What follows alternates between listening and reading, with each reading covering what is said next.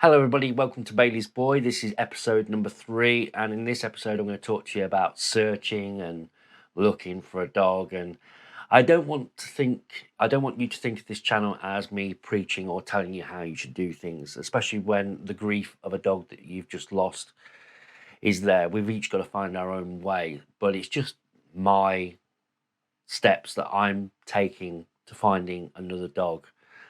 So please don't think the fact that I'm preaching and this is how you should do X, Y, Z. It's not a channel for that. And eventually, when we do get that dog, it will become more of a vlog style where you will join me and my dog on my adventures and our adventures, and you'll see parts of the world with that dog and camping trips. And yeah, it'll be more of a vlog style. But at the moment, I don't have a dog. I don't have one here. Buster passed away almost 14 weeks ago. And when you have a death of a dog, it's very, very hard. It's like losing a child. And the more people you speak to that have had dogs in the past, you realize the fact that you're kind of not going through it on your own, and people have been through a very similar experience. And it's hard. It is really hard. Some people look at a dog and think 4 legs, tail, and a mouth, and that's it. But if you've had a dog yourself, you'll know the fact that they give so much incredible love. Their love is unconditional. They love you more than they love themselves, and it's just the most incredible feeling. And to be able to teach a dog new things, not just like lay down and sit and all that, but just to see that dog grow um, is a beautiful thing, and to see them loving life. And yeah, I've got a lot of good memories. Uh, so yeah, we personally, and it's not the same for everybody. We decided that after about 3 weeks that we were going to start looking for another dog. And this is kind of strange, really, because when Buster was alive, maybe what 2-3 years ago, we said that when Buster passes away, it was always a thing. When that day comes, we'll never have another dog. Buster is it. And as soon as Buster passed, we kind of knew the fact that the house felt empty. It felt like bricks and mortar. It felt horrible, and that we wasn't laughing as much. And we never used to laugh at Buster.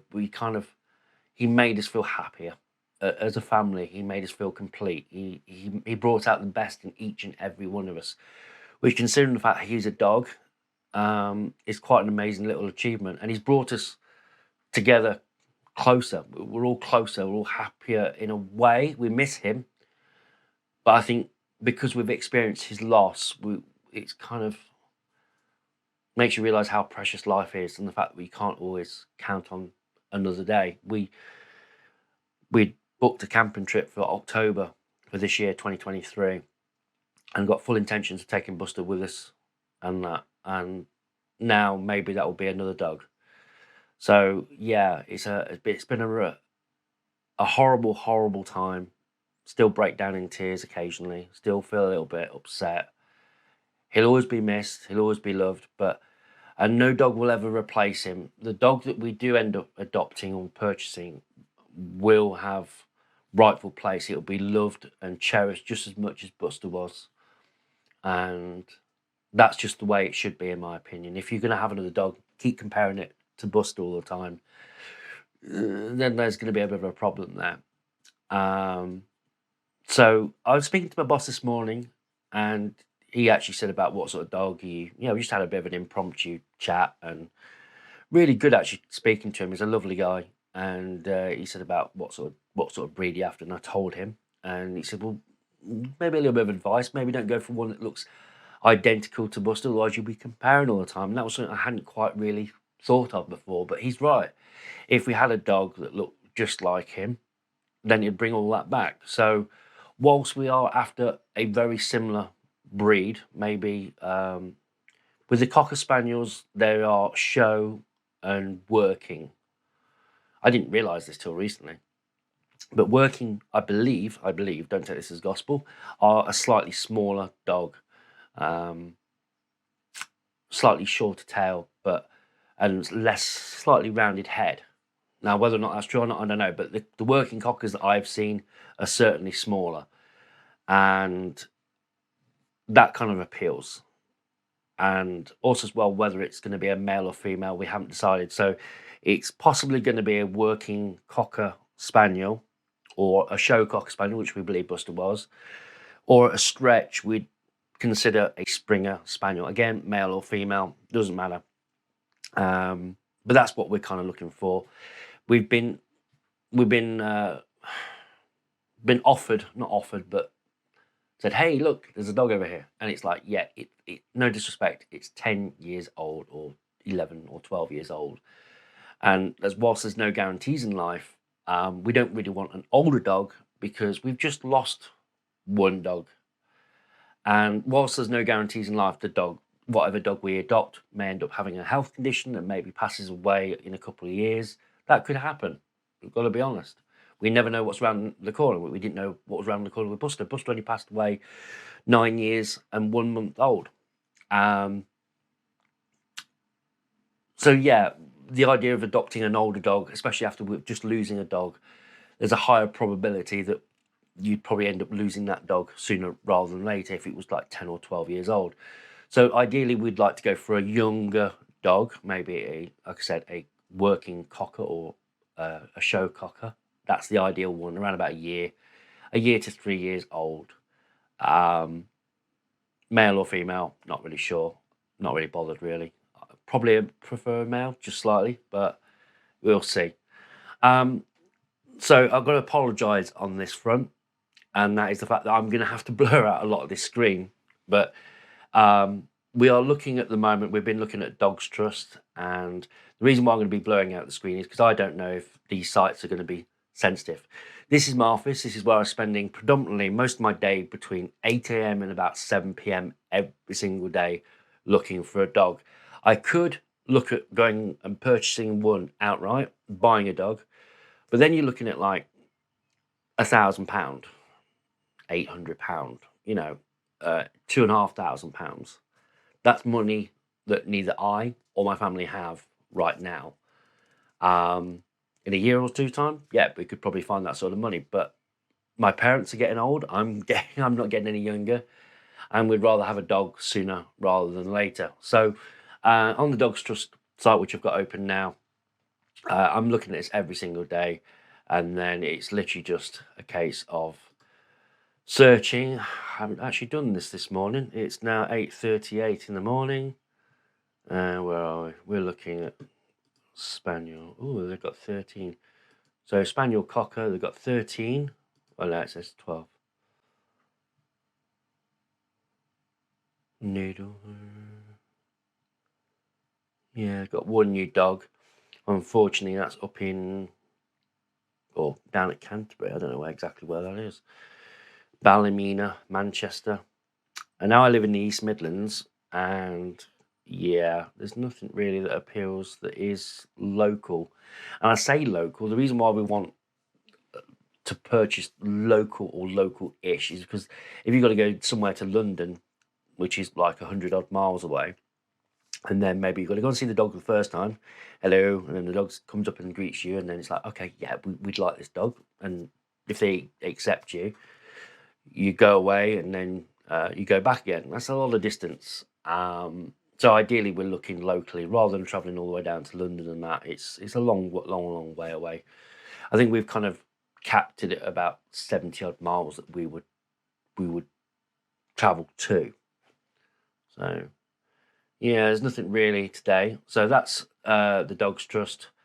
They've got plenty of breeds on. With the Dogs Trust, though, we do find the fact that it is kind of first come, first serve, and also based on eligibility, whether you are fitting that dog's criteria.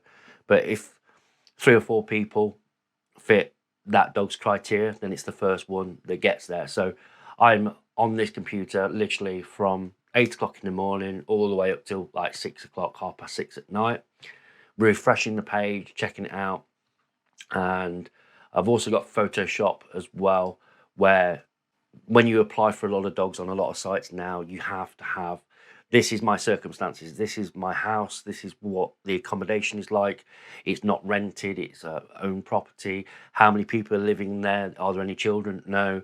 the garden, and you have to state your lifestyle. So rather than just have to write that out every single time, I've already got it all listed out in Photoshop. I can then copy it, and then paste it over into the website, so it's job done straight away. There's none of this. Oh, did I remember? None of that. It's all done already. So we've got that one, and then we've also, because we're looking at a Cocker Spaniel or Springer Spaniel, we've also got Spaniel Aid UK, and we had a look on here the other week. There was one that looked very similar to Buster. We did apply for it, but unfortunately we were unsuccessful. And he was, what, 2.5 years old, which is kind of the top end range age-wise of what I'm after. Again, I apologise, this page is kind of blurred out, but I want to protect the identity of the dogs. I would go up to Dogs Trust, but it's Friday, and they're closed on a Friday. So I'm not going to be going up there today. They're closed Wednesdays and Fridays, my local one. I did go up there yesterday, and there was nothing that really appealed yesterday. I did go to do film it, but unfortunately I had a memory card failure, and that memory card is now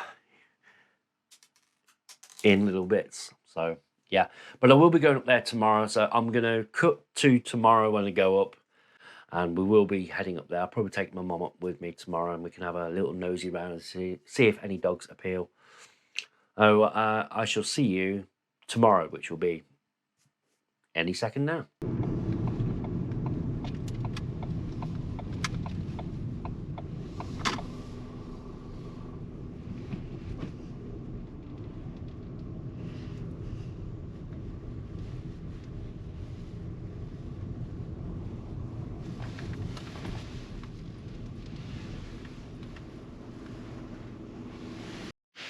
Okay, just arrived at Dogs Trust Loughborough. Didn't see anything online for it, anything that we fancied, but you never know. There might be something on there that's maybe not on the website. So yeah, I'll see you when we come out. I just got home from the Dogs Trust about 10 minutes ago, and was there a little bit longer than what I had anticipated, and that's because we actually inquired about a dog. And it wasn't a 1-year-old or a puppy or 2-year-old. It was actually around about 7 years old, and that totally was out of our zone of looking. So we saw it in the kennel, and it was lovely and playful. This little dog, I won't name him, but he was wonderful and playful, and we inquired about him, and it turned out he had a few little things going on that maybe weren't suitable for us. So that's fine. Sad, because he was such a lovely little boy. However, we have to do what's right, and he wasn't ultimately right for us. So we walked away, but with our eyes opened a little bit, because now we've seen a dog at 7 and kind of like, yeah, actually. And we've been told the fact that we were unlucky with Buster. We lost him at the age of 9, and maybe he could have lived on for quite a few more years yet. So now, rather than looking for such a narrow gap where we're looking for 1 year to 2 years old, now we could probably stretch that to around about 7 years old. So it hasn't been a total waste of time. And I just want to say this, the fact that the ladies at the Dogs Trust that we spoke to today, absolutely wonderful. The Dogs Trust in Loughborough, we've been going up there for about 10 weeks now, and gradually got to know them, and they are just absolutely wonderful, wonderful people. So I just want to say a big thank you to them. So yeah, that about wraps this video up. Hopefully there'll be another video in another week's time, and hopefully then we'll have a dog. But I don't know, it's been 10 weeks now. The search continues. So if you've enjoyed this video, please consider liking, leaving a comment and subscribing to the channel. Sorry about the cold and the nasally voice, but yeah, it's been a good day today. So thanks for watching. Take care.